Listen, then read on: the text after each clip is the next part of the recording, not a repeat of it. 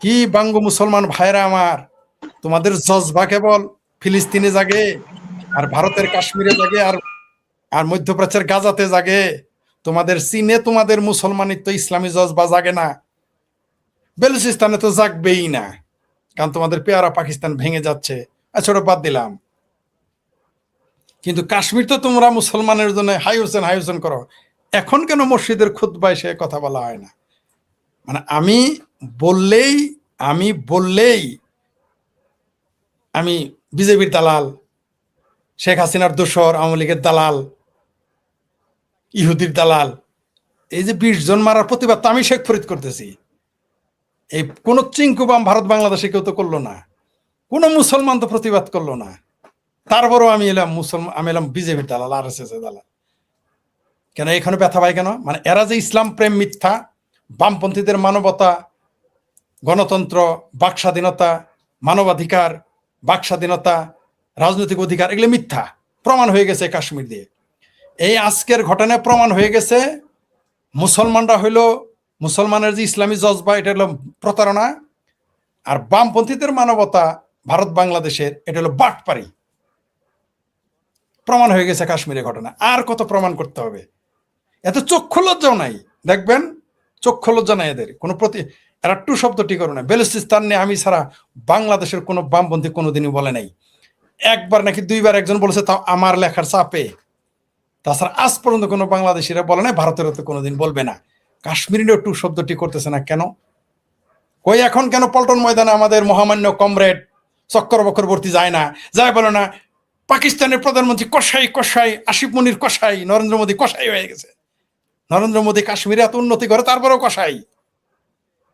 এখন তো কেউ যে এখানে বলে না আসিফ মনির তুই কসাই, এখন তার বলে না শাহবাজ শরীফ তুই কসাই, বলে না কেন? এখন মিছিল করে না পল্টনে গিয়ে। কিছু হিন্দুরে দেখতাম বাটপার, কিছু হিন্দু বাংলাদেশের, আমরা মানববন্ধন করতেছি নারীর, মনে করেন নারীর সম্ভ্রমহানি নিয়ে অথবা কোনো দুর্নীতি নিয়ে মানববন্ধন করতেছি বাংলাদেশের প্রসঙ্গে, আইসে বলি নরেন্দ্র মোদী কসাই, নরেন্দ্র মোদী কসাই, আগে এই স্লোগান, মানে আইসে আগে নরেন্দ্র মোদী কসাই। বরিশালে নারী ধর্ষণ হয়েছে, সেই মিছিলে বলে নরেন্দ্র মোদী কসাই। এখন কেন বলে না আসিফ মনির কসাই? এখন কেন বলে না শাহবাজ কসাই? এখন কেন বলে না পাকিস্তান সরকার কসাই? কারণ জানে এই কথা বললে বাংলাদেশের মুমিনেরা মানে কিক আউট করে দিবে, সবগুলোকে বঙ্গোপসাগরে ফেলাই দিবে, এই জন্য বলবে না। বাংলাদেশের বামেরা যে বাটপার, এই 20 জন এই পাকিস্তান অকুপাইড কাশ্মীরে জীবন দিয়ে প্রমাণ করে দিল ভারতের বামেরা বাটপার, বাংলাদেশের বামেরা বাটপার, আর মুসলমানরা হইলো ফাতরা, মিথ্যুক, ধোকাবাজ। ওটা তাদের রাজনৈতিক হাতিয়ার। এই জন্যই আমি বলেছিলাম, একদিন আমাকে একজন বামপন্থী বলেছিল, মানে মুসলমান না বামপন্থী বলেছিল, হ্যাঁ আপনি কেন বললেন ইসলামের ইলাস্টিকের মতো বানায়? ইসলাম ইলাস্টিক না এখানে। ইসলাম যেখানে মনে করেন এইটুকু, জন ইসলাম বড় করতো তখন বড় করে, জন ছোট করে করছে না। এখন ইসলামী জজবা কোথায়? কেন এখন বাংলাদেশে মিছিল হয় না? কেন পাকিস্তান এম্বাসি ঘেরাও করে না? আজকে যদি 2 জন লোক কাশ্মীরে মারা যাইতো, ভারতীয় কাশ্মীরে, এতক্ষণ ভারতীয় এম্বাসি ঘেরাও করা হয়ে যাইতো, এম্বাসি ঘেরাও করা হইতো। কই এখন তো সেই বাংলাদেশে মুসলমানদের দেখি না। হাই রে মুসলমান প্রীতি, ইসলাম প্রীতি, এখন কোথায় তোমাদের জজবা? চাইনা তোমাদের আব্বা দেখলেই ভয় পেয়ে যাও, তোমাদের বিসি কাঁধে উঠে যায়। পাকিস্তান তো ভিগারিস্তান, ওর বিরুদ্ধে টু শব্দটি কেন করো না? সেই জন্যই বলেছি যে বাংলাদেশের মুসলমানদের ইসলাম প্রেমের চাইতে পাকিস্তান প্রেম বড়। সেই জন্য এই পাকিস্তান ভাঙতে হবে, এই পাকিস্তান ভেঙে চুরমার করে দিতে হবে। এই দক্ষিণ এশিয়াতে এরা শুধু সন্ত্রাসী উৎপাদন করে না, এরা মুসলমানদেরকে মেরে ফেলে। আমাদের 30 লক্ষ মেরেছে 71-এ, বেলুচিস্তানের 7-8 লক্ষ মেরেছে, অগণিত নারী ধর্ষণ করেছে, আফগানিস্তানে হামলা করতেছে। এখন তারা নিজের দেশের লোকের মারতেছে। পাকিস্তান তো তাদের পাকিস্তান কাশ্মীর হামারা শাহরগ হে মিছিল করে পাকিস্তানের লোকেরা। এখন কোথায় বাটপার পাকিস্তানিরা? কোথায়? এই ইসলামী জজবা একটা ফাত্রা জজবা, মিথ্যা কথা। মুক্তিযুদ্ধের চেতনার বিরুদ্ধে ইসলামকে কাজে খাটায়, ভাষা আন্দোলনের বিরুদ্ধে খাটাইতো, ভারতের বিরুদ্ধে এটাকে ব্যবহার করে, ইসরায়েলের বিরুদ্ধে। এই ইসলাম প্রেম টোটালি মিথ্যা, মিথ্যু। কই এখন? এই যে আমি তো বলতেছি প্রতিবাদ, বলে না কেন? কে মুসলমানের পক্ষে কে কথা বললো? আমি শেখ ফরিদ, সারাদিন তারপর নাস্তিকের গালি শুনি। চায়নার উইগুরদের ব্যাপারে তো এদের কোনো বলার মুরুদি কোনোদিন হবে না, এটা নিয়ে আমি বলি না, কারণ চায়না তাদের জ্যাঠা হয়, আব্বা হয়, পারবে না। কিন্তু পাকিস্তান তো ভিখারিস্তান, সেই পাকিস্তানের আসিফ মনির 20 জন আজকে মেরে ফেললো, টু শব্দটি করতেছে না। তার মানে কি বাংলাদেশের মুসলমান, ভারতের মুসলমান মিথ্যুক, ধোকাবাজ। শেফাতুল্লাহর ভাষায় বলতে হয় এরা ধোকাবাজ, মিথ্যুক, ছোট লোক। আর বামপন্থীরা তো মহাবাটপার। এটা নিয়ে বলার, বামপন্থীদের থুতু দিতে ইচ্ছা করতেছে। বাংলাদেশের কমিউনিস্টদের দেখা হলে আমি থুতু দেবো প্রথম দিন চিন্তা করবে। ভারতের কমিউনিস্টদের থুতু দিতে ইচ্ছা করতেছে, এবং পৃথিবীর অন্যান্য কমিউনিস্টদের এখন থুতু দিতে ইচ্ছা করতেছে। কেন এখন স্পেনের সেই নেতা কোথায় এখন? তারপরে মামদানি নাকি সামদানি নিউ ইয়র্কের বলছে যে মানে গাজায় গণহত্যার জন্য ইসরায়েলের প্রেসিডেন্টকে প্রধানমন্ত্রী গ্রেপ্তার করবে। এখন তার ইসলাম প্রেম কোথায়? ভারতে কিছু হলে দেখি পৃথিবীর বড় বড় দেশ বিবৃতি দিয়ে ফেলে, তুরস্ক বিবৃতি দিয়ে ফেলে, আমেরিকা বিবৃতি দেয়। এখন বিবৃতি কোথায় যে 20 জন লোক মারা গেল? এই যে 20 জন মানুষ, এদের বুঝি ও পাকিস্তান মারলে সেটা ঝালাল, সেটা সেটা আর অন্য ওটা আরাম, আর অন্য কেউ যদি সন্ত্রাসী মারে সেটা হারাম। কোথায় এখন ভারতের সে বাটপার গুলো যারা হোটেল তাজে হামলাকারী সন্ত্রাসী জঙ্গি পাকিস্তানি কাসাবের পক্ষে যারা মিছিল করেছিল, সাইন করেছিল, তারা এখন কোথায়? কোথায় যারা ভারতের ইয়াসিন মালিকের মতো সন্ত্রাসীর পক্ষ নিত, তারা এখন কোথায়? তারা এখন কোথায়? যারা উমর খালিদ সার্জিলের মতো জঙ্গি সন্ত্রাসী দেশদ্রোহীদের পক্ষে কথা বলে, তারা এখন কোথায়? ভারতের মিছিল করে না কেন? আচ্ছা, ভারতের হিন্দুর কথা বাদ দিলাম, কমরেডদের কথা, বাংলাদেশের মুসলমান মিছিল করে না কেন? এখন কলকাতার বিহারিরা মিছিল করে না কেন? কলকাতার বিহারির বাচ্চারা এখন কোথায়? উত্তরপ্রদেশের বিহারির বাচ্চারা এখন কোথায়? বিহারির বাচ্চারা এখন কোথায়? এখন টু শব্দটি নেই। এখন ইসলামী জজবা আর জাগবে না। তবে এগুলো দরকার ছিল, ইতিহাস এগুলো সাক্ষী হয়ে থাকুক যে মুসলমান আর বামেরা এই উপমহাদেশের কত বড় প্রতারক এবং বাটপার, সেটা দিনের আলোর মতো পরিষ্কার হয়ে গেছে। জি, ধন্যবাদ। জি ফরিদ ভাই, আপনাকেও ধন্যবাদ। আমি রফিক ভাইয়ের কাছে আসি। রফিক ভাই দেরিতে জয়েন করেছেন। রফিক ভাই, কাশ্মীরে ফরিদ ভাই অবশ্য আলোচনা করেছে, আপনার কাছ থেকে আমি মত নিতে চাই যে পাকিস্তান কি তার নিজের দেশের ভিতরে গণহত্যা চালাচ্ছে? বেলুচিস্তানে কি হচ্ছে নিশ্চয়ই খোঁজ খবর রাখেন। খাইবার পাখতুনে কি হচ্ছে সেটারও অবশ্যই খোঁজ খবর রাখেন। কাশ্মীরে আজ একদিনেই 20 জনের লাশ পড়েছে। তারা কি নিজ দেশেই গণহত্যা চালাচ্ছে? কেন চালাচ্ছে রফিক ভাই?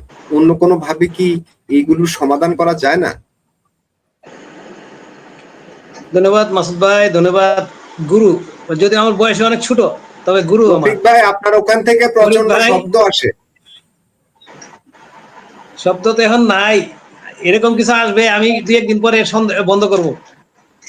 এই গুরু, ইউটিউব গুরু আর আমার দর্শক শ্রোতা সবাইকে শুভেচ্ছা ও স্বাগতম।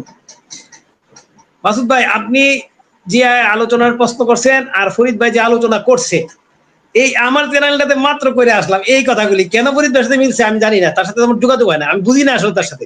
আমার ভিডিও চ্যানেলে জানে ওই 20 মিনিট কথা বলে সেম কথা। এখন আমি আসি ওই কথা। আপনি এই কথাটাই বলছি যে 20 জন, আপনি বলছেন 20 জন বলবেন কিভাবে? পাকিস্তানির হলো বর্বর না, আজকে চরম বর্বর। আজকে 20 জন মারছে, ওইটা বলছি। আরে ভাই, আজকে 20 জন আপনি কিভাবে বলেন? আপনি একটা ভিডিও আসছে, আপনি দেখেন কি হারে আপনার গোলাগুলি করতেছে আপনার, আর মানুষ ছোটাছুটি করছে পাহাড়ি ঘেরা রাস্তার মধ্যে। আপনি দেখেন, আপনি একটা ভিডিও ভাইরাল হয়েছে। কিন্তু এরা শুনেন, পাকিস্তানের আমাদের দেশে যখন ক্র্যাকডাউন ছিল, আমাদের দেশে চিন্তা করেন ভালো করে, আমাদের দেশে কিন্তু কোনো আপনার মিডিয়াতে ওই খবরটা ঠিক মতো দেয় না। আজকে প্রত্যেকটা পেপারের হেডলাইনে আসছে কি, যে পাকিস্তান কাশ্মীরে মানে পাকিস্তান নিয়ন্ত্রিত কাশ্মীরে ক্র্যাকডাউন চালাইছে। মানে ক্র্যাকডাউন কথাটা বুঝেন তো আপনি? ওই যে আমাদের 25শে মার্চ কালো রাত্রে ক্র্যাকডাউন। ক্র্যাকডাউন বাংলাদেশি যদি পেপারে যদি এই আপনার শব্দটা ইউজ করে, পাকিস্তান প্রীতি বাংলাদেশের আপনার মিডিয়া, তারা যদি ক্র্যাকডাউন উল্লেখ করে, তাহলে কতগুলি মরছে আল্লাহ বুঝেন, আল্লাহ জিনিসটা ওইখানে আপনি ধারণা করবেন। যদি মরে তাকে 20টা কইছে, দেবং 50টা মরছে, আপনি নিয়ে দেখেন। আর এই পর্যন্ত বলছে যে 80 জন মারছে।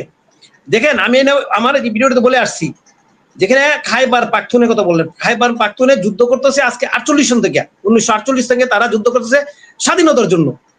তারা অস্ত্র সহ যুদ্ধ করছে, মুক্তিযুদ্ধ করতেছে। তারা আমাদের দেশে যেন মুক্তিযুদ্ধ সেরকম যুদ্ধ করতেছে। আর আফগানি আর কাশ্মীরের মানুষ কিন্তু যুদ্ধ করতেছে না, তারা তো নিরীহ জনগণ, তারা প্রতিবাদ করতেছে, তাদের অধিকার আদায়ের জন্য প্রতিবাদ করতেছে, তাদের রাজনৈতিক অধিকার, তাদের আপনার অর্থনৈতিক অধিকারের জন্য আন্দোলন করছে। তাদের উপরে যদি নিরীহ জনগণের উপরে আক্রমণ চালায়, তারা তো অস্ত্র ধরে নাই। আপনি যদি খাইবার পাখতুনে যদি না বেলুচিস্তানে যদি আপনার অস্ত্র ধরে থাকে, তারা হলো যুদ্ধ করতেছে। আর ওরা তো যুদ্ধ করতেছে না, তারা প্রতিবাদ করছে, তাদের অধিকার আন্দোলনের জন্য, অধিকার আদায়ের জন্য আন্দোলন করছে। তাদের উপরে যদি আপনার ইহা চালায়, হত্যাকাণ্ড চালায়। আর আমাদের বাংলাদেশি মিডিয়া যদি বলে ক্র্যাকডাউন, তাহলে আপনি বুঝে নেন আপনার কি ধরনের হত্যাকাণ্ড চালাচ্ছে। এতে কিন্তু বোঝা যায়। আমাদের বাংলার প্রত্যেক মিডিয়াতে আসছে, আমি এ নিয়ে আজকে কথা বলছি। আর আমি আরেকটা বলছি, ফরিদ ভাই যেটা বলছি, আমি বলছি যে আমাদের কোন মুসলিম সংগঠন এই পর্যন্ত একটা বিবৃতিও দেয় না আমাদের দেশের। অথচ আমি এটা বলছি যে কাশ্মীরে যখন আপনার কিছু সন্ত্রাসী ঘটনা ঘটে, ওইখানে মারা গেলে বাংলাদেশে মিছিল করে কাশ্মীরের, ওই যে জম্মু কাশ্মীরের লোকদের পক্ষে হইয়া। অথচ এত বড় ঘটনা করতেছে, একটা টু শব্দ বলে আমাদের দেশের কোন ওই যে ধর্মীয় সংগঠন। এখন আসেন ইন্টারন্যাশনাল কথা বলে, ওআইসি তো একটা আছে, 57 না 56টা দেশের ওআইসি তো কিছু বলতেছে না। অথচ আপনার ভারতের যে জম্মু কাশ্মীরে যদি কিছু ঘটনা ঘটে, ওআইসি বিবৃতি দেয়। আর পাকিস্তানে যে গণহত্যা চালাচ্ছে, আপনার আমি মেনে নিলাম বেলুচিস্তান এরা যুদ্ধ করতেছে অস্ত্র সহ, সেটা আলাদা একটা ভিন্ন প্রকারের, যে যারা মারতে যায় যে এরকম পাড়ায় মারবে, এটা স্বাভাবিক। কিন্তু কাশ্মীরের যে জনগণ, পাকিস্তান নিয়ন্ত্রিত কাশ্মীরের জনগণ, তারা তো নিরীহ, তাদের অস্ত্র নাই, তাদের উপর আক্রমণ করবে কেন বলেন? তাহলে আমাদের ইন্টারন্যাশনাল মিডিয়া, আমাদের যে ওআইসি একটা বিবৃতি দেয় না, কোন মুসলিম দেশ একটা বিবৃতিও দেয় না পাকিস্তানের বিরুদ্ধে, বা পাকিস্তানকে নিয়ন্ত্রণ করার জন্য, বা পাকিস্তানকে বলার জন্য যে আপনারা এগুলি করবেন না, আপনারা আলোচনা বসে আপনার সমস্যার সমাধান করেন, এই কথা তো বলে নাই। আবার দেখেন জাতিসংঘের কথা আসি, এখন ভারতে আন্দোলন চলতেছে, তাদেরকে বলতেছে সাবধানে, নিরীহ জনগণের জানমালের নিরাপত্তা চিন্তা করে আপনার করার জন্য, অ্যাকশনে যাওয়ার জন্য জাতিসংঘ থেকে বিবৃতি দিয়েছে। অথচ এনে গণহত্যা চালাচ্ছে, এটা নিয়ে কোনো বিবৃতি নাই। আমি তো একটা কথা বলতেছি, বেলুচিস্তান অস্ত্র সহ যুদ্ধ করতেছে, এরা তো যুদ্ধ করতেছে না ভাই, এরা তো প্রতিবাদ করতেছে। এরা তো তাদের এনে এই যে বিদ্যুৎ নাই, ইন্টারনেট টোটালি নাই, আজকে 2 মাস যাবত কোনো ইন্টারনেট কানেকশন নাই। বর্তমান সময়ে ইন্টারনেট কানেকশন ছাড়া কোন দেশ চলে না। বিদ্যুৎ নাই, ঔষধ নাই, বা নিত্য প্রয়োজনীয় খাবার নাই, মানে তারা অনাহারে অর্ধাহারে আছে। ভারতের কাছে আবেদন জানাইছে, ভারত এখন পর্যন্ত মানে অফিসিয়ালি কোনো সাহায্য করে নাই। তারা এটাও চাইছে সীমান্ত খুলের জন্য, কতটুকু বিপদে পড়লে সীমান্ত খোলার জন্য বলছে। আমাদের দেশ যখন ওই যে মুক্তিযুদ্ধের সময় যে বিপদে পড়ছিল, সেম বিপদে আছে ওই যে পাকিস্তান নিয়ন্ত্রিত কাশ্মীরের জনগণ। আমাদের এখানে যদি ওই সময় কাঁটাতারের বেড়া থাকতো, ভারত যদি ওই সময় ব্যারিকেড দিত, তাহলে কত লাখ লাখ লোক মন লইলে আরো আপনি চিন্তাই করতে পারতেন না। সীমান্ত খেলা ছিল, জঙ্গলে ফঙ্গলে যে যেভাবে পারে ইন্ডিয়াতে পালায় গেছে। এখন এই কাশ্মীরের ওই জনগণও কিন্তু এটা চাচ্ছে ভারতের কাছে, যে আমাদেরকে মানবিক সাহায্য হিসাবে আমাদের দেন, আর আপনাদের সীমান্তটা খুলে দেন। কারণ তারা যে গণহত্যা চালাচ্ছে, আজকে 1-1.5 মাস আগে কিন্তু এটা বলছে যে সীমান্তটা খুলে দেওয়ার জন্য। কতটুক বিপদে আছে ওই এলাকার জনগণ, ওইটা তো ধরেন মিডিয়াতে আসে না। শুধু ভারতীয় কিছু মিডিয়া, বেশি এনডিটিভি যেটা আছে, তারাই কিছু মিডিয়াতে আপনার সংবাদ দেয়। ওইটা বাংলাদেশের ওই আমাদের পেপার পত্রিকা ওই খবরটা প্রচার করে। এই পর্যন্তই বাজার। রয়টার্স মাঝে মাঝে আপনার কিছু সংবাদ দিচ্ছে। এখন ওই কাশ্মীরের যে নেতারা, তারা কিন্তু আন্তর্জাতিক সম্প্রদায়ের কাছে চাইছে, সাহায্য চাইছে, যে আমাদের উপরে এই নির্যাতন করতেছে, এটা আপনারা দেখেন, এবং এটার ব্যাপারে প্রয়োজনীয় ব্যবস্থা নেওয়ার জন্য কিন্তু তারা আহ্বান জানাইছে। এখন যেটা জিনিস হচ্ছে, জিনিসটা কতটুকু আন্তর্জাতিক মিডিয়া আসবে বা না আন্তর্জাতিক সহযোগিতা আসবে, সেটা আমরা বুঝতে পারতেছি না। কারণ ওই কাশ্মীরের জনগণের পক্ষে এই পর্যন্ত কেউ কথা বলতেছে না। ভারত একটু মাঝে মাঝে 2-1টা কথা বলে, ওইভাবে জোরালো বলতেও আসে না। আর বললাম না, কোনো মুসলিম কান্ট্রি কথা বলতেছে না, অন্যান্য দেশ তো বলতেই আসে না। তাহলে সেই ক্ষেত্রে আপনার তাদের উপরে যে গণহত্যা চালাচ্ছে, এটা তো আসলে আমরা অতটুকু কিন্তু আন্দাজও করতে পারছি, অনুমানের কথা বলতেছি, অনুমান করে।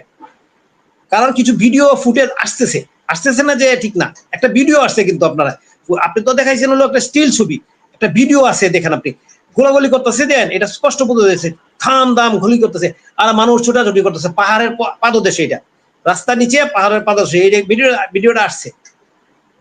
এটা কিন্তু দেখলেই বোঝা যায় কি অবস্থা করতেছে। যাক, আমরা আসলে মানে যতটুকু পাচ্ছি, তবে এটা নিশ্চিত এখানে গণহত্যা চালাচ্ছে বাংলাদেশের মতন। বাংলাদেশের মিডিয়া যেহেতু স্বীকার করে আছে ক্র্যাকডাউন, সুতরাং এখানে বোঝাই যাচ্ছে কি হচ্ছে। ধন্যবাদ।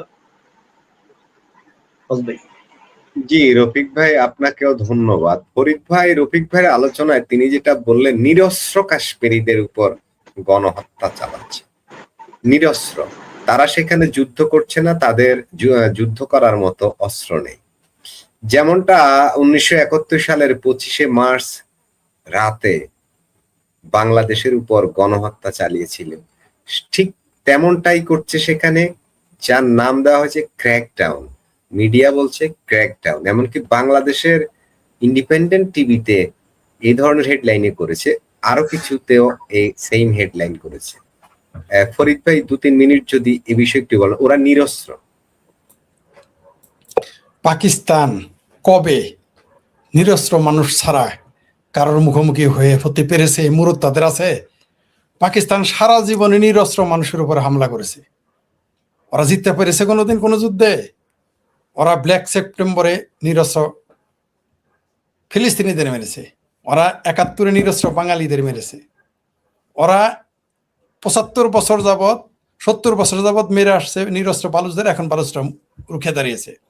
যে কাশ্মীরকে তারা বললো তাদের কাশ্মীর নাকি শাহরগ, এই কাশ্মীরের স্বাধীনতার জন্য তাদের কলজা ফাইটা যায়, সেই কাশ্মীরেও তারা নিরস্ত্র মানুষের উপর হামলা করেছে।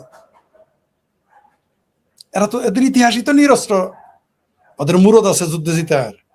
ওই যে আফগানিস্তানে হামলা করে, আফগানিস্তানের আকাশে ওদের কোনো আকাশ প্রতিরক্ষা ব্যবস্থা নাই, সেখানে বিমান হামলা করে, মুরদ থাকে নিজ দিয়ে যাক দেখি। ওরা তো নিরস্ত্রের উপরে হামলা করে, এছাড়া ওদের কোনো যোগ্যতা নাই।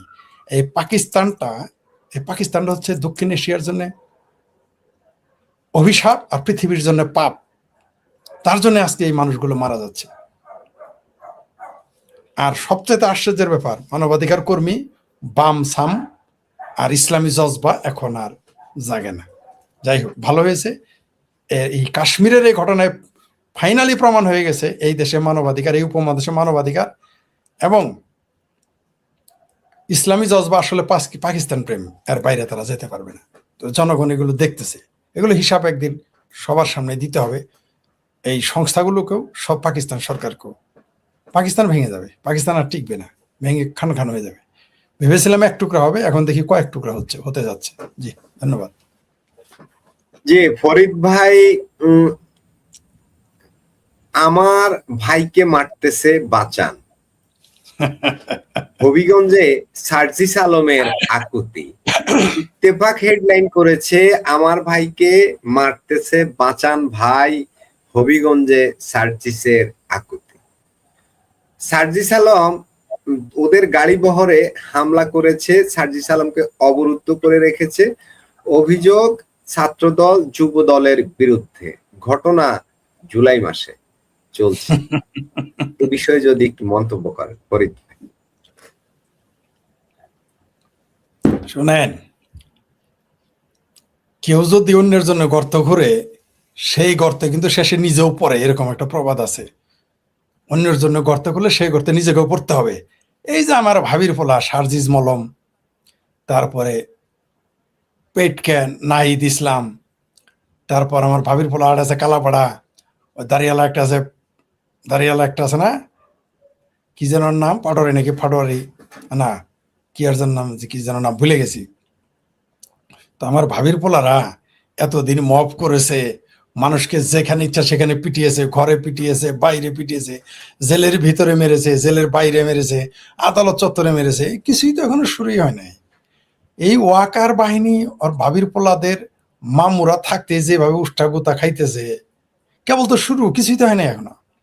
পাবলিকের ওই যে গাল ফলাম তারেক বলছে না, পাবলিকের ফুটবলের মতো সরাবে আমি বলে আসছি তো, যে শুধু ওয়াকারকে ফিরে যেতে দেখেন না, এ আমার ভাবির পোলাদের এই 6 এমপি হয়েছেন অনুরোধের আসরের, রাস্তাতে হাঁটতে পারবে না, রিক্সাওয়ালারা এদের জুতা মারবে, হকাররা এদের লাথেবে, উষ্টাবে, ফুটবলের মতো সরাবে। বিএনপি লাগবে, ছাত্রদল লাগবে। আমি বহুবার বলেছি যে ছাত্রদল, বিএনপি যেদিন এদের আস্কারা দেওয়া বাদ দিবে, এদের হারিকেন দিয়েও খুঁজে পাওয়া যাবে না, জামাতকেই খুঁজে পাওয়া যাবে না। আপনারা কেউ অনেকেই দেখি জামাতের অনেক ক্ষমতাধর মনে করে, না, দিন শেষে জামাতের আশ্রয়স্থল ওই বিএনপি, দিন শেষে। এবং দেখবেন সামনে আরো কি কি ঘটে, এদের পরিণতি ভোগ করতে হবে, প্রায়শ্চিত্ত করতে হবে। যারা পালায় যাবে তারা তো যাবেই, কিন্তু যারা দেশে থাকবে, এই পাবলিক, শুধু ক্ষমতার পরিবর্তন লাগবে না, শুধু সেনাবাহিনীকে শুধুমাত্র ব্যারাকে ফিরে যেতে দেন। এই বিএনপির আমলেই এই ডিসেম্বর আগে দেখেন এরা কয়বার করে উষ্টা খায়, পাবলিক ওরা কিভাবে ফুটবলের মতো সরায়। এগুলো তো শুরু, পাপে বাপকে ছাড়বে না। ধরবে এদেরকে ফরিদ ভাই, জনগণ। যুবদল ছাত্র দল কেন আক্রমণ করবে? যুবদল ছাত্র দলের কি প্রতিদ্বন্দ্বী সার্জিস আলমরা বা এনসিপিরা বা সমকক্ষ কিনা? দল আমি তো, হ্যাঁ আমি তো মনে করি বিএনপির এখানে আক্রমণ করার দরকার কি, যুব দল ছাত্র দরকার কি, এরা এরা সারা দেশে মিলে তো এরা 500 হবে না। কারণ এদেরকে অনুরোধের আসরে এমপি আইনে বানায় দেওয়া হয়েছে শোপিসের মতো। আওয়ামী লীগ বা বিএনপির একটা ওয়ার্ডে যত লোক আছে সারা বাংলাদেশে ভাবির পোলাদের আছে নাই। ওই ছাত্র দল এদের এদের ওই কি ওই রাস্তার কচু পশ্চাৎ দেশে ডলার ডলার দরকার ছিল না, পাবলিকের হাতে ছেড়ে দেয়, পাবলিকই বুঝবে এদের কি করবে। শুধু পাবলিককে ছাত্রদল ভেটো না দিলেই হবে, দেখবেন এদের কি হবে। ছাত্রদল এদের পেটাইছে যদি সত্য হয়ে থাকে তাহলে এদের ইজ্জত বাড়ছে, ইজ্জত তো কমে নেই এদের। আমার ভাবির ফোলাদের এই ন্যাশনাল কটকটি পার্টি, এদের তো ইজ্জত বাড়ছে আমার মনে হয়। ছাত্রদল এদের পেটাইছে, ইজ্জত বাড়ছে না, কারণ এরা তো লাথি উষ্টা খাবে সাধারণ মানুষের, কোনো সংগঠিত রাজনৈতিক দলের না। এদের কপালে আরো শনি আছে, দেখতে পারবেন আমার ভাবির পোলাদের। শুধু বেড়াকে ফিরে যেতে দেন, বেড়াকে শুধু সেনাবাহিনী ফিরে যেতে দেন, আমি বারবার এটা বলেছি। জি ধন্যবাদ। ফরিদ ভাই, রাজশাহী বিশ্ববিদ্যালয়ের আরেকটা ঘটনা, সালাউদ্দিন আম্মার রাজশাহী বিশ্ববিদ্যালয়ের জিএস, রাকসুর জিএস, দুজন ছাত্রকে প্রচন্ড মারধর করেছে। তারপর মামলা হয়েছে ওই যারা মার খেয়েছে তাদের নামে এবং তাদেরকে পুলিশ ধরে নিয়ে গেছে। এটা এখনো কি ইউনূসের সময় আমরা এমনটা দেখেছি? এই ঘটনা ঘটেছে। আবার গতকাল আমাদের হোম মিনিস্টার বলেছেন আইন শৃঙ্খলার উন্নতি না হলে দেশে বিনিয়োগ আসবে। এখন আইন শৃঙ্খলা আসলে উন্নতির করার মতো সরকারের কি আদৌ কোনো সদিচ্ছা আছে? এই রাজশাহী বিশ্ববিদ্যালয়ের ঘটনাটা একটু যদি দেখেন। আবার এটাকেও আপনি জুড়ে দিতে পারেন যে সার্জিস আলমদের উপরে হামলা, যেটা অভিযোগ ছাত্রদল যুব দলের বিরুদ্ধে, আইন শৃঙ্খলাটা আসলে অবনতিটা ঘটাচ্ছে কারা? এখন 19 ঘর পাড়া 20 ঘরই তারা আইন শৃঙ্খলার অবনতি করে কারা, এটা তো আমি খুঁজে পাইতেছি না। তারাই তো সব জায়গায়, সরকারি দলেও তারা, বিরোধী দলেও তারা, অনুরোধের আসরে স্বতন্ত্র এমপিও তারা। এখানে কার উপরে দোষ দেয়? এই আমাদের মুসলেখা স্বরাষ্ট্রমন্ত্রী। এই কথাটা তো আমরা বারবার বলে আসছিলাম, আপনার চ্যানেলেও বলেছি, যে যেই দেশে আইন শৃঙ্খলা ঠিক থাকে না, আইন শৃঙ্খলা অবনতি ঘটে, সেই দেশে কেউ বিনিয়োগ করবে না, কোনো পাগলেও না। এটা তো আমরা বলে আসছি। তখন আমাদের বলা হইলো আমরা ভারতের দালাল, আওয়ামী লীগের দোসর। এখন তাহলে কি এই আমাদের মুসলেখা স্বরাষ্ট্রমন্ত্রী কি আওয়ামী লীগের দালাল হয়ে গেল, ভারতের দোসর হয়ে গেল, শেখ হাসিনার দোসর হয়ে গেল? আমরা তো এটা বারবার বলে আসছি, এই কথাটাই তো বলি। আর আপনি যেটা বললেন, যদি সদিচ্ছা থাকতো, হোম মিনিস্টারের সদিচ্ছা থাকলে যে ছেলেগুলোকে মারা হলো ওরা গেল জেলে, যে মারলো তার কিছুই হলো না। আহা, এই জন্য তো প্রবাদ আছে, উদুর পিন্ডি বুদুর ঘাড়ে। এটি তো বাংলাদেশের রাজনীতি, মানে যে মাইরও খাইলো জেলেও গেল। আর যে শিবিরের জঙ্গি আম্মার বুক ফোলায় সিনা টান করে ঘুরতেছে, ভালো করেছে। যেহেতু আইন আদালত কাজ করতেছে না, জনতার আদালতে আম্মারদেরও বিচার হবে, আম্মারদের মামুদের ওয়াকারেরও বিচার হবে, আম্মাদের বাপ ইউনুসেরও বিচার হবে, আম্মারদের খালাতো ভাই ভাবির পোলাদেরও বিচার হবে। গণ আদালতে এদের বিচার করবো আমরা, যদি আমরা বেঁচে থাকি। এই আমরা মরে গেলেও সমস্যা নেই, বাংলার জনগণ এদের বিচার করবে গণ আদালতে। এই সমস্ত জঙ্গিদের, এই শিবিরের জঙ্গিদের। স্বরাষ্ট্রমন্ত্রী পারে নাই, স্বরাষ্ট্রমন্ত্রী তো পারবে না, কারণ স্বরাষ্ট্রমন্ত্রী এদের কাঁধে চড়েই তো ক্ষমতা এসেছে। বিএনপিরা তো বলেই দিয়েছে তারা দুই বাপের এক পোলা। সারা জীবন শুনে এসেছি যে এক বাপের দুই পোলা হয়, এই প্রথম আমরা শিখলাম যে দুই বাপের এক পোলা হয়, সেটা হলো শিবির আর ছাত্রদল, বিএনপি আর জামাত। তার জন্য তো তাকে আম্মারকে ধরবে না, ধরবে যাকে মেরেছে তারাই। এটা ইতিহাস হয়ে থাকলো, জনগণ দেখলো, পৃথিবী দেখলো, এবং এর বিচার গণ আদালতে হবে। এই আম্মারেরও বিচার হবে, এই স্বরাষ্ট্রমন্ত্রীরও এই ফাত্রা বক্তব্যের কারণে তার গণ আদালতে বিচার হবে এই বাংলাদেশে একদিন। যেহেতু তারা আদালতকে কাজ করতে দিচ্ছে না, গণ আদালতে বিচার করাতে হবে, জনগণের বিচার করবে, কোনো সন্দেহ নেই। এই জামাতের বিচার গণ আদালতে হবে, যেটা জাহানারা ইমাম, শহীদ জননী জাহানারা ইমাম শুরু করেছিলেন। এইবার আমরা এটা বাস্তবায়ন করব, আর আদালতের উপরে ভরসা করব না। গণ আদালতে বিচার হবে, গণ আদালতে এদের রায় কার্যকর হবে, আর ছাড় দেওয়া হবে না। ফরিদ ভাই, আরেকটা মূল আলোচনা আছে, সেটা হলো হঠাৎ করে ভাইরাল হয়ে গেছে হবিগঞ্জের বিউটি রানী পাল, জি প্রধান শিক্ষিকা ওখানকার একটা প্রাইমারি স্কুলের। তিনি শ্রাবণের মেঘগুলো উড়ে গেল আকাশে, এরকম একটা 90 দশকের একটা ব্র্যান্ডের গান, যেটা আমরা আমাদের ছোটবেলায় শুনতাম। ওই ওই গানটাকে ব্যাকগ্রাউন্ডে রেখে তিনি নেচেছেন বলতে এটাকে নাচা বলা যাবে না, অনেকটা ওই রকমই, বাট এটাকে অশ্লীল ট্যাগ দিয়ে ওনাকে ট্রোল করা হয়েছে। এ নিয়ে তার পক্ষে দাঁড়িয়েছে টোটাল শিক্ষক সমাজ, এমনকি সাধারণ মানুষ পর্যন্ত। সোশ্যাল মিডিয়া তার পক্ষ হয়ে দাঁড়িয়েছে এবং অনেকগুলো রয়েছে, যেমন একটা হেডলাইন দেখাই আপনাকে, আঁচলে বিপ্লব, সুরে দাবানল, শ্রাবণের মেঘে এবার গর্জনের ভাষা, বিউটি রানী পাল। তারপর শহুরে আভিজাত্য ছেড়ে গ্রামে স্বপ্ন বুনছেন ফার্স্ট ক্লাস বিউটি পাল। বিউটি পাল শাহজালাল বিজ্ঞান ও প্রযুক্তি বিশ্ববিদ্যালয় থেকে ইংরেজিতে honours, masters, first class, first. কিন্তু তিনি গ্রামের একটা ছোট্ট প্রাইমারি স্কুলে পড়ান। তাকে নিয়ে কেন ট্রোল করা হলো এবং ট্রোলের বিপরীতে প্রতিবাদের বন্যায় কেন ভেসে গেল? হঠাৎ করে কি আমাদের সমাজে কোথাও একটা টান পড়েছে, একটা প্রতিবাদী হয়ে উঠছে মানুষ? আপনার কি মনে হয়? বিউটি রানী পাল অন্ধকারের মধ্যে আশার আলো জাগিয়েছে।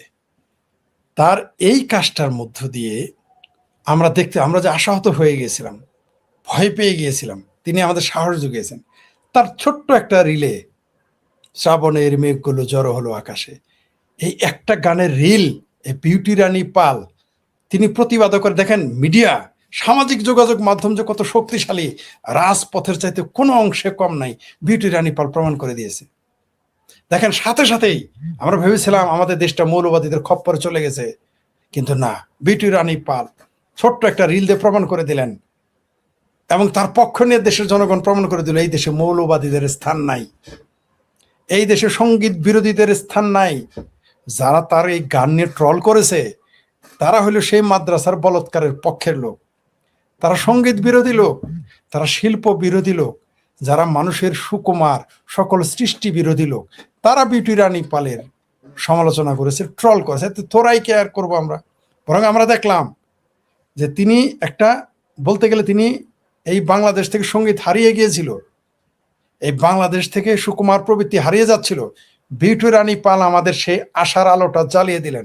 বিউটি রানী পালকে স্যালুট। তিনি যে কাজটা করেছেন সারা বাংলাদেশে আমি অবাক হয়ে গেছি, গ্রামের শিক্ষক, ছাত্র ছাত্রী, শিক্ষিকারাও তার পক্ষ নিয়েছে। এটা আমাদের জন্য একটা ভালো দিক, শুভ সূচনা। অর্থাৎ আমরা যে ভয় পেয়ে গিয়েছিলাম যে এই মৌলবাদীরা বিরোধী দলে চলে গেছে, মৌলবাদীদের কাঁধে ভর করে সরকারি দলে সরকার হয়েছে, তাহলে দেশটা বোধহয় মৌলবাদীদের খপ্পরে চলে গেল, সঙ্গীত বিরোধীদের, নৃত্য বিরোধীদের, সুর বিরোধীদের কাছে চলে গেল। আমরা ভেবেছিলাম অসুরের কাছে। সর্বোপরি সংস্কৃতি যেটা, জি জি জি, তো আমরা আশার আলো জাগিয়েছেন বিউটি রানী পাল, তাকে স্যালুট জানাতে হয়। তিনি একাই, তিনি আপনার one army, one man army. প্রথম দিকে একটু স্মরণ করাই, প্রথম দিকে তার বিরুদ্ধে একটা তদন্ত কমিটি হয়েছে। ওই যে ইউনুসীয় শাসন আমলে যেভাবে হতো, হ্যাঁ, ইউনুসী শাসন আমল হলে নিশ্চিত তার চাকরিটা থাকতো না, নিশ্চিত থাকতো না। এরপরে মুসলিম সরকারের প্রথম শিক্ষা প্রতিমন্ত্রী তিনি বলেছিলেন যে গান তো গাইতেই পারে, যে তিনি চাকরির বিধিমালা লঙ্ঘন করেননি। হ্যাঁ, উনি একটা গান তো গাইতেই পারেন, গান গাওয়া তো কোনো দোষের না, অপরাধ না। এটা উনি সাংবাদিকদের প্রশ্নের জবাবে বলেছেন। ঠিক তারপরেই তদন্ত কমিটিটা কিন্তু থেমে গেছে, তারা আর তদন্তের দিকে যায় না। এরপর সোশ্যাল মিডিয়ায় যে ঝড়টা উঠলো, শুধু সোশ্যাল মিডিয়া না, সোশ্যাল মিডিয়ার পরিস্থিতি বুঝে আমাদের মেইন স্ট্রিম মিডিয়াও কিন্তু এরপর পক্ষ নিয়ে লেখা শুরু করে দিয়েছে। সোশ্যাল মিডিয়া, আমি দুঃখিত ইন্টারাপ্ট করার জন্য, সোশ্যাল মিডিয়া যে একটা শক্তিশালী জায়গা আবারও প্রমাণ করেছে বিউটি রানী পাল। এই সোশ্যাল মিডিয়ায় যখন মানুষ তার পক্ষে চলে গেছে, তখন মেইন স্ট্রিম মিডিয়া ওই হেফাজতের ভাষায় কথা বলে নাই, জামাতের ভাষায় কথা বলে নাই, জঙ্গিদের ভাষায় কথা বলে নাই। যদি সোশ্যাল মিডিয়ায় সাধারণ মানুষ পক্ষ না নিত, তাহলে একে কিন্তু চাকরিটা চলে দিয়ে ভারতের দালাল, ইসকনের দালাল বলে ঘেটি ধরে পিটাই করে দিত, জেলও হইতে পারত, মেরেও ফেলতে পারত। ফরিদ ভাই একটা পরিবর্তনের হাওয়া আমরা দেখতে পাচ্ছি। আমি আবার আপনার কাছে আসব, আমি রফিক ভাইয়ের কাছে একটু যাই। রফিক ভাই, নিশ্চয়ই বিষয়টা আপনার নজর এড়ায়নি, বিউটি রানী পালের বিষয়টা। আমরা হঠাৎ করে আমাদের দেশে মানুষের ইয়াং জেনারেশনের কথা বলছি, জেনজির কথা বলছি, সবাই কিন্তু বিউটি রানী পালের পক্ষে দাঁড়িয়েছে। যেটা আমরা দেখেছি একদম বন্যার স্রোতের মতো শুধু প্রতিবাদ আসছিল, এবং শিক্ষিকারা, সারা দেশের শিক্ষিকারাও ওই সেম গান দিয়ে সেম ওই রকম ভিডিও করে সোশ্যাল মিডিয়ায় আপলোড দিয়েছে প্রতিবাদ স্বরূপ। এটা কিন্তু মানুষ কি দেয়ালে পিঠ ঠেকে যাওয়ার পরেই এই সাহস পাচ্ছে? আর না হলে তো বিউটি পাল একা হয়ে যেতেন। রফিক ভাই, সংক্ষেপে। শুনেন মাসুদ ভাই, বিউটি পাল কিন্তু প্রথম দিক দিয়ে একাই হয়ে গেছিল, বুঝতে পারছেন? এটার বিরুদ্ধে কিন্তু অলরেডি মৌলবাদীরা কিন্তু কথা শুরু করে দিয়েছিল যে টিকটকার হিসাবে, অশ্লীল হিসাবে তাকে আপনার উপস্থাপন করার চেষ্টা করছে। তা আমি আসলে এত কিছু দেখি না, আমি তার একটা সাইট দেখছি, একটা ভিডিও। তো এটা তো খারাপ কিছু না ভাই, এটা তো সাধারণ, একদম সুন্দর, তার মানে কাপড় চুপড় সুন্দর করে আপনি সে মানে কোনো মানে অশ্লীলতা নাই। তো হঠাৎ করে এই জিনিসটা আসার পরে তদন্ত কমিটি গঠন হলো, এটাও আমরা দেখছি। তদন্ত কমিটি গঠন যখন হয়েছে, তখন কিন্তু ওই যে আপনার ওই যে হুজুররা, মানে এই যে একটা শ্রেণী, তাদের মধ্যে তখন 2 ভাগ আছে, এখন 2, 3 ভাগ, 4 ভাগ আছে। এখন আমরা আর ওইভাবে করবো না, এক ভাগ একসাথে বলবো না। তাদের মধ্যে কিন্তু কুত্তা কামড়ি লাগে আছে। একটা এক পক্ষরে কুত্তা হইয়া ডাকতেছে, আর এক পক্ষরে ডাকতেছে ওই যে মানে যা কুত্তা কুত্তি এরকম মানে গালাগালি করতেছে, 2 পক্ষই কিন্তু গালাগালি করতেছে। এটা এখন আমাদের গালাগালি করার, আমাদের বলার দরকার না। ফরিদ ভাই তো এতদিন বলতো ওই যে মৌলবাদী কইলে বলে দিই, এরা কিন্তু এখন 2-3 ভাগ হয়ে গেছে। ফরিদ ভাই, খবর দিয়ে দিলাম আপনাকে। এরা এখন কারে কে কামড়াইবো এটা মনে করেন যে বোঝা মুশকিল, কে যে কোন পক্ষে কে কারে কামড়াইতেছে এখন বোঝা মুশকিল। নাস্তিক কয় না কুত্তা কইয়া আপাতত সম্বোধন করছে, বুঝেন নাই? তো ওইখানে এরা অলরেডি শুরু করে দিয়েছিল বিউটি পালের বিরুদ্ধে, তদন্ত কমিটি হয়েছিল। তবে কেন জানি প্রতিমন্ত্রী কি ভুল করে ফেললো না কি করে ফেললো আমি বুঝলাম না, হঠাৎ করে বললো যে এটা তো কোনো খারাপ কিছু না, সাংবাদিক সম্মেলনে মানে ওই যে প্রশ্ন, এইটা কারণেই পরে ওই মানে পুরা আওলা হয়ে গেছে, আবার পুরা ভাইরাল হয়ে গেছে। তার পক্ষে মনে করেন যে একদম সামাজিক যোগাযোগ মাধ্যমে একদম তোলপাড় শুরু হয়ে গেছে। না হয় যে ফরিদ ভাই বলছিল যেটা, ওই যে আমি একটা ভয় পাই গেছিলাম যে এই মেয়েটার হয়তো চাকরি চলে যাবে, কারণ এরকম রেকর্ড কিন্তু অনেকগুলি আছে। একটু পাইলেই আপনার হিন্দুর আবাস পাইলেই ইসকন মারিয়া দেয়।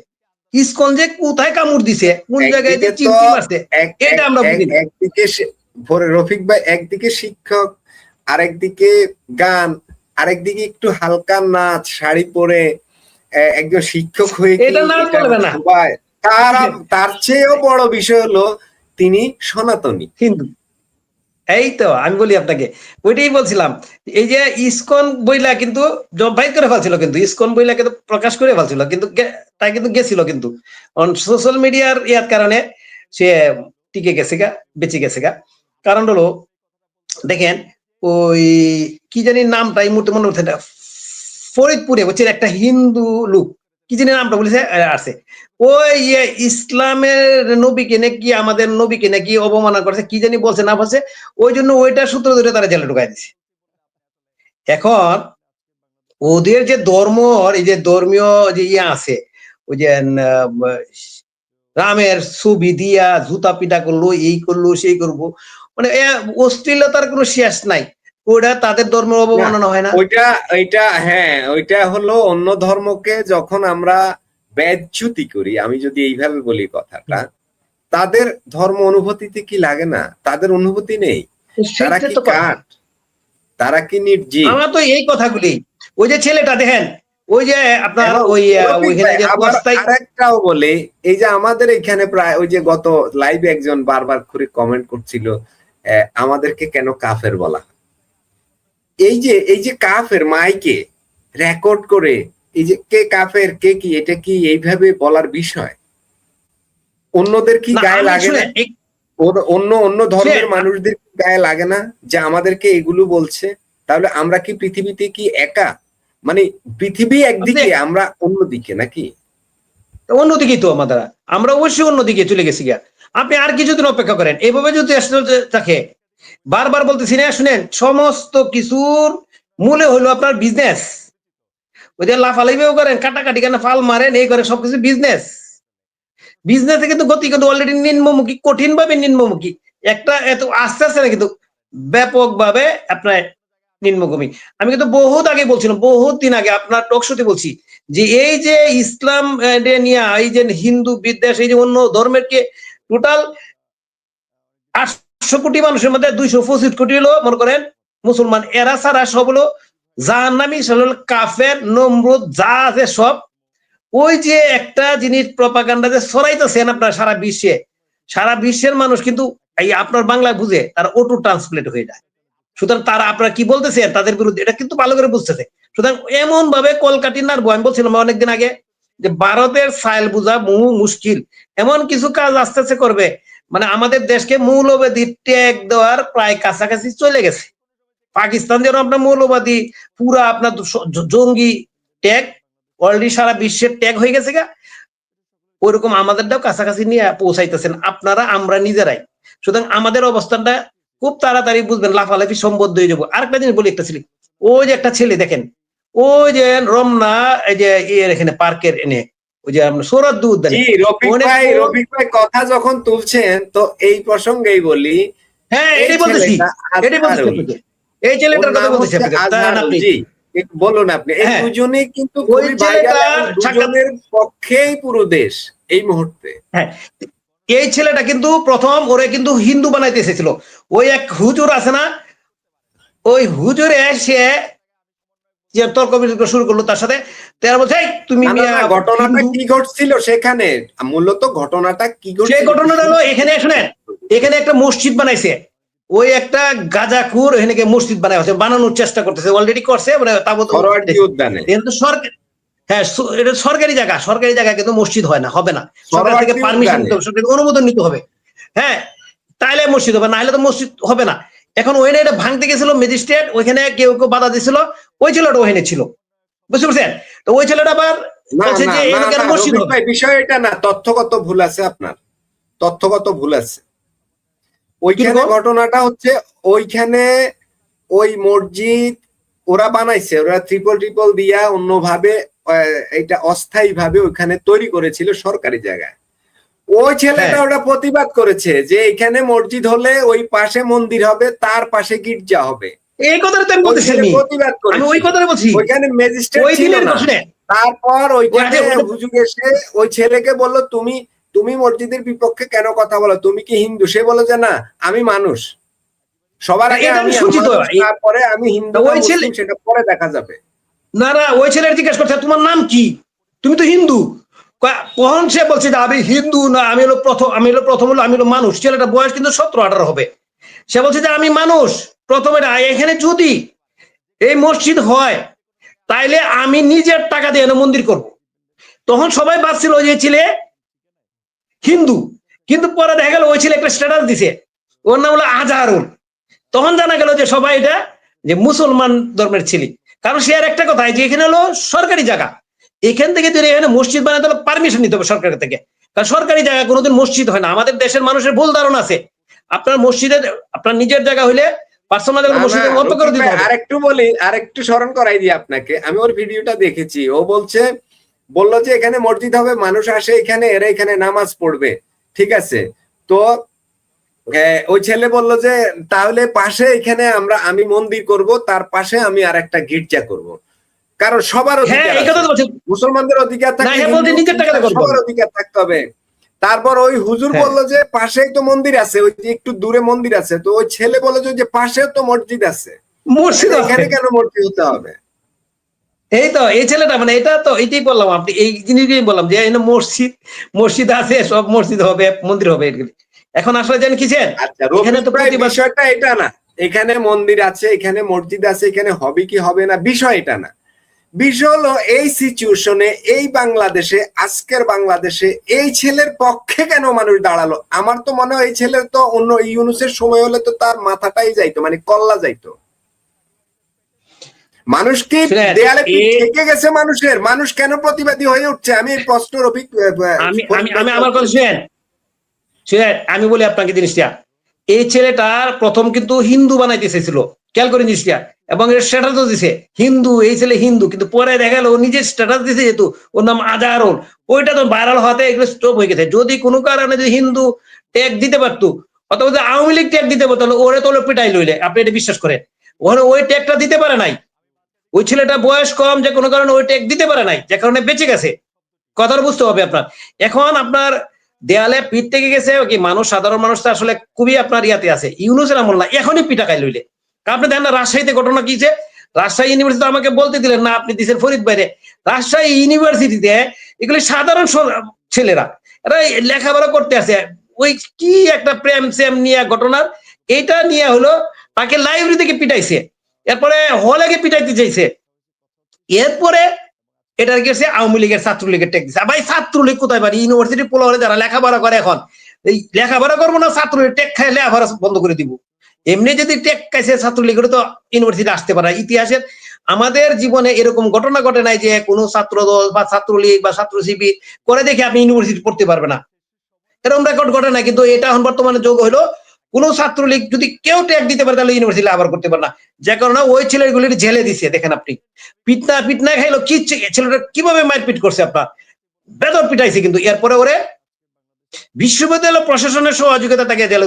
বিশ্ববিদ্যালয় প্রশাসন আপনার কতটুকু নির্লজ্জ বেহায় হয়ে গেছে গা, যে তাদের কথা তারা যেভাবে বলছে সেভাবে আপনার এ কাজ করছে, এই ছেলেগুলির জেলে দিছে। এটা কোনো কথা হইলো? এটা কি বাংলাদেশ? আর এটা কি আমার পরিচিত বাংলাদেশ? এই বাংলাদেশ আমি কোনোদিন দেখি নাই ফরিদ ভাই। আমি তো 1987 সালে ঢাকা শহরে প্রথম লেখাপড়া করতেছি, ঢাকা সিটি কলেজে ভর্তি হয়েছি বিকম, তার মানে 85 সালে কলেজে পড়ি। এই ধরনের ঢাকাতে তো আমি সিটি কলেজে লেখাপড়া করছি, ঢাকা সিটি কলেজ তো বুঝেন তখন 87 সাল থেকে ঘটনা। আমি তো বহু দীর্ঘদিন ঢাকাতে লেখাপড়া করি, এরকম তো আমরা দেখি নাই। এখন আপনি যে সিলেটের কথা বলতে দেন, আমি একটু বলে দেই। আমি আমার ইউটিউব চ্যানেলে আমি গতকালকে একটা লাইভ করছি এটা নিয়ে। আপনি আমার কিশোরগঞ্জে করিমগঞ্জ এবং তারাইল আইসা সে যে ধরনের বক্তব্য ইউজ করছে, ফজলু ভাই বীর মুক্তিযোদ্ধা, যাদের কারণে আমরা এই স্বাধীনতা পেয়েছি, যাদের রক্তের কারণে এই দেশ পেয়েছি, যাদের কারণে আমরা এই স্বাধীনভাবে কথা বলতে পারতেছি, নাহলে আজকে পাকিস্তানের ওই যে বেলুচিস্তান আর হলো কাশ্মীর নিয়ে আজকে কষ্ট, তাদের মতো এরকম পেদানি খাইতে হইতো। আর সেই বাংলাদেশ যারা স্বাধীন করছে, সেই বীর মুক্তিযোদ্ধা ফজলু ভাইকে যে অশ্রাব্য কথা বলছে, বর্তমানে সে বিএনপির একজন সাংসদ এবং বিএনপির কিশোরগঞ্জ জেলার আপনার সভাপতি ছিল এক সময়। সেই লোকরে করিমগঞ্জ দ্বারা যেসব অশ্রাব্য সে গালি করছে, এটার প্রতিবাদে কিন্তু আমি ভিডিও করছি। এবং আর একটা জিনিস, আমাদের এখানে কৃতি সন্তান যারা ডক্টর উসমান ফারুক সাথে হালকা কিন্তু একটা তাকে হুঁশিয়ারি দিছে। ডক্টর উসমান ফারুক ডক্টর উসমান গনির ছেলে, যে উসমান গনি আপনার ঢাকা ইউনিভার্সিটির বিসি ছিল এবং কৃষি বিশ্ববিদ্যালয়ের প্রতিষ্ঠাতা বিসি, বাংলাদেশের স্বনামধন্য শিক্ষাবিদ, তার ছিল ডক্টর উসমান ফারুক। ফারুক সাহেব টেকনিক্যালি আপনার সে আপনার ভাষাটা ইউজ করেন, তার এমন ভাবে মানে হুমকি দিছে, অথচ তার লুমের যোগ্যতাও রাখে না তারা, তাকেও কিন্তু ওইখানে করিমগঞ্জের মাটিতে দাঁড়ায় ইয়া দিছে। এরপরে আরেকজন আছে, আমি বলি যে আপনার মিউজুল হক চুন্নু, হতে পারে সে জাতীয় পার্টির এমপি হোক, সে দীর্ঘদিন এমপি ছিল, মন্ত্রী ছিল 2 বার, এবং তারাল করিমগঞ্জে যথেষ্ট উন্নয়ন করছে। আওয়ামী লীগের আমলে সে উন্নয়নে সহযোগী ছিল, সে তার নেতৃত্বে হয়েছে। কিন্তু তার নামে কিন্তু যেসব তাকে ভাষা ইউজ করছে, কি বলছে, সন্ত্রাসী আরো কি যিনি বলছে, অথচ মুজিবুল্লাহ চুন্নু এই ধরনের কোনো ঘটনা ঘটায় নাই। মুজিবুল্লাহ চুন্নুর আমলে তারাইল করিমগঞ্জে কাউকে আপনার নিরীহ মানুষকে কিন্তু ইয়ে করে নাই, নির্যাতন করে নাই। সে তার রাজনীতি করেছে, এখন দুর্নীতি করছে কিনা সেটা সরকার দেখবে। আমি বলছি আমি শেষ করি, এটা অন্য প্রসঙ্গ, আমরা এটা অন্য একদিন আমি শেষ করে দিই। এটা এই যে সার্জিসের যে কথাটা বলছেন আপনি, আচ্ছা এই নিয়ে এই যে কথা তাদের নিয়ে অশ্লীল ভাষায় কথা বলছে, মির্জা ফখরুল সাহেব অশ্লীল ভাষায় কথা বলছে, এবং আপনি তারেক জিয়া নিয়েও কিন্তু ওইখানে সিলেটে অশ্লীল বলছে। ওইখানে এই জন্যই ওই ছাত্র দল বা ছাত্রলীগ না ছাত্র দল বা যুব দল এরা এই ঘটনা ঘটাইছে। আপনি যে বলছেন না, তাকে প্রশ্ন করছিলেন যে কেন এই ঘটনা ঘটালো, মানুষের একটা বেয়াদবির একটা সীমা আছে। কিন্তু সবকিছু আমরা অনলাইনে কথা বলি, আপনি কথা বলতেছেন, তারাও অনলাইন মানুষ দেখছে, ভাই ভদ্রতা থাকতে সমস্যা কোথায়? রাজনীতি এরকম অভদ্র পরিবেশ তৈরি হবে কেন? রাজনীতি এরকম অবস্থা তৈরি করবে কেন? তাহলে ওইরকম ঘটনা তো ঘটতে থাকবে না? আপনি যদি এরকম কথা বলতে থাকেন তাহলে রাজনীতিতে এরকম আসবে, আচরণ আসবে। এবং তারাই তো আচরণ করছে। এই যে আম্মার ছেলেটা যেটা করছে, এটা কি ঠিক কাজ করছে বলেন আপনি? আবার এই যে ইউনিভার্সিটির প্রশাসনও তাদের পক্ষে গেছে, তো এটা দুর্ভাগ্য আমাদের জন্য। ধন্যবাদ। জি ফরিদ ভাই, রফিক ভাই, ফরিদ ভাইয়ের কাছে আসি, আমরা তো শেষ দিকেই চলে আসছি অলরেডি। ফরিদ ভাই যেটা বলছিলাম, আজহারুল এবং বিউটি রানী পাল, হঠাৎ করে এই দুই প্রতিবাদী আমাদের সামনে এসে হাজির হলেন, এমনকি পুরো দেশ তাদের সমর্থন করলো, ধন্যবাদ দিল, গুড দিল না?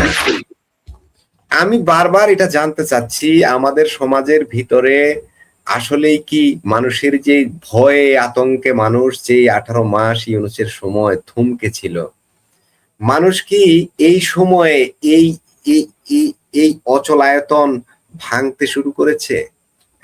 ফরিদ ভাই, ধন্যবাদ আপনাকে। আপনি আপনার সাথে অফ দ্য রেকর্ডেই বলেছিলাম যে আমার মনে হয় এই যে বিউটি রানী পাল আর এই আজহারুল দুইজনই অরাজনৈতিক ব্যক্তিত্ব। একজন পরিণত মানুষ, শিক্ষক, উচ্চশিক্ষিত এবং শিক্ষক মানুষ, আর এই ছেলেটা একেবারেই বয়স কম, দেখে বোঝা যাচ্ছে। এই দুইজন এই বর্তমান রাষ্ট্র ব্যবস্থা, সমাজ ব্যবস্থা এবং মৌলবাদী ও স্বাধীনতা বিরোধী এবং সংগীত বিরোধীদের বিরুদ্ধে এদের কাজটা মাইল ফলক হিসেবে থাকবে। এরা কিন্তু এদের ভিত্তি কাঁপিয়ে দিয়েছে। দেখেন, মাত্র দুইজনের দুইটা কাজ করলো। এই ছেলেটা কি বলল যে যদি এখানে মসজিদ হয় তাহলে এখানে গির্জা হবে, মন্দির হবে, আমি টাকা দিব বলল। প্রথমে তাকে হিন্দু, যেটা আমাদের সমালোচক বলেন, প্রথমে তাকে হিন্দু বানাইতে চাইল, তাকে হিন্দু বানাইতে পারলো না। আপনি ঠিকই বলেছেন, এই কাজটা যদি ইউনূস আমার করতে, ছেলেটাকে তৎক্ষণাৎ মেরে ফেলতো। ওই বিউটি রানী পালের চাকরি চলে যেত 24 ঘন্টার 72 ঘন্টার মধ্যে। আর এই ছেলেটাকে তখনই পিটিয়ে মেরে ফেলতো ইসলাম অবমাননার দায়। মানুষ আসলে 2024-এর 5ই আগস্টের পরে তারা যে রকম জিনিসগুলো দেখেছে আর এখন দেখতেছে, তারা দেখতেছে যারা কত বড় বাটপার। এগুলো মানুষ বুঝে ফেলেছে যে ধর্মের নামে, গণতন্ত্রের নামে, রাজনীতির নামে যা যা করেছে সব মিথ্যা। এগুলো মানুষের চোখে এখন স্পষ্ট। এই মৌলবীদের ফাত্রামি, মৌলবীদের বদমাইশি, ধর্মীয় রাজনীতির নামে বদমাইশি এবং জামাত বিএনপির গণতন্ত্রের নামে রাজনীতি, সব ধরা পড়েছে জনগণের কাছে। এবং এই দুইজন কিন্তু শুরু করে দিল। আবারও বলছি, সামাজিক যোগাযোগ মাধ্যম কত শক্তিশালী, আরো দুইজন কিন্তু দেখাই দিল। এরা কোনো রাজনৈতিক দলের কর্মীও না, কোনো রাজনৈতিক দল তাদের সাথেও নাই, কিন্তু এরা 1000 রাজনৈতিক কর্মীর চাইতে বেশি কাজ করে ফেলেছে। এরা 100 মিছিলের চাইতে বড় কাজ করে ফেলেছে। মনে করেন সমাজকে, পুরো দেশের বিবেককে তারা নাড়া দিয়েছে, যেটা দেশের পতিত দশা বুদ্ধিজীবীরাও করতে পারেনি। হ্যাঁ, আরে বুদ্ধিজীবীর মতো বাটপারদের কথা বাদ দেন, ওই বাটপার বুদ্ধিজীবীদের কথা বাদ দেন। বাংলাদেশে কোনো বুদ্ধিজীবী আছে না গেলে বাটপার? ওই বামপন্থীদের মিছিলের চাইতে, এমনকি প্রগতিশীলদের মিছিলের চাইতে এই দুইজন যা করেছে একটা ইতিহাস হয়ে গেছে। তারা দুইজন, এরা জাতীয় পুরস্কার পাওয়ার যোগ্য আমি মনে করি। আজকে যদি আমার সমর্থিত সরকার যদি কখনো আসে, এই ছেলেকে পুরস্কৃত করা হবে, ওই শিক্ষিকাকে পুরস্কৃত করা হবে, করা উচিত। অলরেডি জনগণ পুরস্কার তাকে দিয়ে দিয়েছে। তাকে সমর্থন দেওয়ার মাধ্যমেই তাকে কিন্তু পুরস্কৃত করে ফেলেছে, মানে আনুষ্ঠানিকভাবে দেওয়া হয়নি। আমার ফরিদ ভাই, তো আরেকটা তথ্য দিই, ওখান থেকে সিটি কর্পোরেশন সরকার, আমি সরকার বলবো, তারা ওই মসজিদটা ভেঙে ফেলেছে। ওইখানে অনেক ইট নিয়ে আসছিল, ওরা এখানে নির্মাণ কাজ করবে, ওই ইট সহ বুলডোজার দিয়ে সব সরায়ে সেখান থেকে নিয়ে ক্লিয়ার করে ফেলেছে। তাহলে ওই প্রতিবাদটা ওই ছেলের কাজে লেগেছে। আর ওই বিউটি রানী পাল যিনি, তিনিও কিন্তু পুরো দেশটাকে নাড়িয়ে দিয়েছেন। একেবারে এখনো চলছে সেটা, সেই ট্রেন্ড এখনো চলছে। ওই দুজনকে নিয়ে এখনো সোশ্যাল মিডিয়া থামছে না, ওদেরকে শুধু ধন্যবাদ দিচ্ছে সবাই। হ্যাঁ, দিবেই তো। এবং ওই ছেলেটা সুন্দর একটা পোস্ট দিয়েছে, বয়স কম তো ওর মতো করে দিয়েছে, নাম আজহারুল। ও লিখেছে আমরা সংখ্যায় 15 কোটির বেশি, মানে ওর নিজের পোস্ট, সেখান থেকে দেখাইতেছি। ঠিক আছে, পোস্ট কে যেন আমাকে একটু আগে পাঠাইলো, মানে আপনার সাথে কথা বলতে বলতে এটা কে যেন পাঠাইলো, একজন পাঠিয়েছে। আমরা সংখ্যায় 15 কোটিরও বেশি, আর তারা সংখ্যায় তুলনামূলকভাবে অনেক কম। তাই আমাদের এমন আচরণ করা উচিত যাতে তারা কখনোই নিজেদের একা, অবহেলিত, অনিরাপদ মনে না করে। এটা বলেছে ওই যে হিন্দুদের কথা, সংখ্যা চমৎকার বলেছে। একটি সভ্য সমাজে আজহারুল সংখ্যালঘুদের বিষয়ে বলেছে। হ্যাঁ, একটি সভ্য সমাজের সংখ্যাগরিষ্ঠদের দায়িত্ব হলো সংখ্যালঘুদের মর্যাদা, নিরাপত্তা, সমাধিকে নিশ্চিত করা, মানবিকতা, পারস্পরিক সম্মান ও সমর্মিতা আমাদের সবার শক্তি। অসাধারণ একটা কথা। এটা কোনো বুদ্ধিজীবীর মুরদে কলায় নাই লিখতে, এটা কোনো রাজনৈতিক নেতার মুরদে কলায় নাই। সে একাই যা করেছে ওই 2-3 মিনিটে 100 না হাজারো মিছিলের চেয়ে বেশি কাজ করেছে। আর বিউটি রানী পাল জাস্ট সোশ্যাল মিডিয়ায় একটা রিল দিয়ে সে পুরো সমাজকে পাল্টে দিয়েছে। আমি মনে করি এরকম বিউটি পালদের আমাদের সমর্থন করতে হবে। এরকম মোহাম্মদ আজহারুল, কিন্তু এই আজহারুল, এই তরুণ মানে তরুণ হয় না, কিশোর বয়স পার হয়ে সদ্য তরুণ, এই ছেলেটা কি করেছে? বাংলাদেশের মুখ রক্ষা করেছে, মুসলমানেরও মুখ রক্ষা করেছে এই ছেলে। এইরকম আজহারুলেরা যদি কথা বলে তাহলে কিন্তু মুসলমানদের সমালোচনা কেউ করতে পারবে না, এটা মুসলমানেরা বোঝে না। এরকম আজহারুলের সংখ্যা যদি বাড়ে তাহলে বাংলাদেশ এবং মুসলিম সম্প্রদায়ের ইজ্জত কিন্তু দুটো একসাথে বাড়বে, দুটো ভাবমূর্তি। এটা কিন্তু সে ভাবমূর্তি রক্ষা করেছে এই ছেলে, ওই মসজিদটা ঠেকিয়ে দিয়ে। তবু আমরা বলতে পারি যে আমাদের একজন আজহারুল আছে। হ্যাঁ, আমি মানে এই ছেলেটা বিপ্লব ঘটিয়ে দিয়েছে। সে বুঝতেই পারে নাই সে বিপ্লব ঘটিয়ে দিয়েছে। বিউটি রানী পাল বুঝতেই পারে নাই তারা বিপ্লব ঘটিয়ে দিয়েছে। এবং এই ধাক্কাতে আমরা আরো সজোরে ধাক্কা দিব, সমাজে পরিবর্তন আনবো, দেশে পরিবর্তন আনবো। তো ভয় পাওয়ার কিছু নাই। আমরা অনেক গভীর অন্ধকারে আশার আলো দেখলাম। বিউটি রানী পাল এবং এমডি আজহারুল, এই তরুণ একটা ছেলে আর একজন শিক্ষিকা, তারা আমাদের দেখিয়ে দিল যে মিছিল না করে, বড় কিছু না করে, ছোট কিছু করে অনেক বড় কিছু করা যায়। তারা প্রমাণ দেখিয়ে দিয়েছে সম্ভব। তাদেরকে আমি ধন্যবাদ। ফরিদ ভাই একটু কমেন্ট নিই, 2-1টা কমেন্ট নেই। একজন কমেন্ট করলেন, 1 মাসের আন্দোলনে ভারত সরকার একজনকেও মারেনি, এটাই ভারতবর্ষ। একজনকেও মারেনি, কিন্তু হ্যাঁ, এই যে এত বড় জঞ্জির আন্দোলনটা চলে গেল। গণতন্ত্র প্রতিষ্ঠিত। আর পাকিস্তান কথায় কথায় গুলি চালায়। আজকে একদিনেই মারছে 20 জন, একদিনে মেরে ফেলছে 20 জন। আরেকজন বলল জি বলুন, মানে হিউম্যান রাইটস অর্গানাইজেশন নাও। আরেকজন বললেন এখন আর খুঁজে পাওয়া যাবে না, এখন হিউম্যান রাইটস নেই। জি, আরেকটা কমেন্ট একটু দেখি। হবিগঞ্জে ফরিদ ভাইয়ের ভাবির পোলাদের সাথে ছাত্র দলের একতরফা T20 ম্যাচ চলছে। জি, আপনাকে বলছে, ফরিদ ভাইয়ের ভাবির পোলাদের কথা বলছে। ঠিকই আছে, বুঝতে পারছি। আরেকজন বললেন, দেশ বিটিভিতে ভরে গেছে, এটা নিয়ে কিছু বলতে বলছে। অসাধারণ, এটা হলো আজকে কমেন্ট অফ দা ডে, যে বাংলাদেশ এখন বিটিভিতে ভরে গেছে। আই লাইক ইট, অসাধারণ বলেছে। আমি এটা নিয়ে এই শিরোনামেই একটা ভিডিও বানাবো আশা করতেছি। চমৎকার প্রিয় দর্শক, আপনি চমৎকার কি করেছেন। 20 more than they kill, এটা কাশ্মীরের কথা বলছেন। মানে 200 এর বেশি সেখানে মেরে ফেলেছে মানুষ। 200 আগে মেরেছে, সম্ভবত এখন 600-র মতো হয়েছে, খুব সম্ভবত। এখন মানবাধিকার জাগে না। বললেন, ভাই বেলুচিস্তান ও আজাদ কাশ্মীর নিয়ে ধারাবাহিক ভিডিও চাই, আপনাদের সকলের প্রতি শুভকামনা রইল। উনি আল আজাদ কাশ্মীর এবং বেলুচিস্তান নিয়ে উনি চাচ্ছেন আমরা যেন নিয়মিত আলোচনা করি। আমরা মাঝে মধ্যে চেষ্টা করি, নিয়মিত কথা বলবো এবং বলে যাচ্ছি। প্রিয় দর্শক, আমরা আমজনতা এটা বলতেছি, আরো বলবো, কোনো সমস্যা নেই, আমরা বলবো। জি, আমরা শেষ করব, আমাদের সময় অনেক হয়ে গেছে। প্রিয় দর্শক, যারা এতক্ষণ আমাদের দেখলেন, আলোচনা শুনলেন, লাইক কমেন্ট শেয়ার করলেন, সাবস্ক্রাইব করলেন, আপনাদের প্রতি অনেক প্রীতি ও ভালোবাসা। রফিক ভাই এবং ফরিদ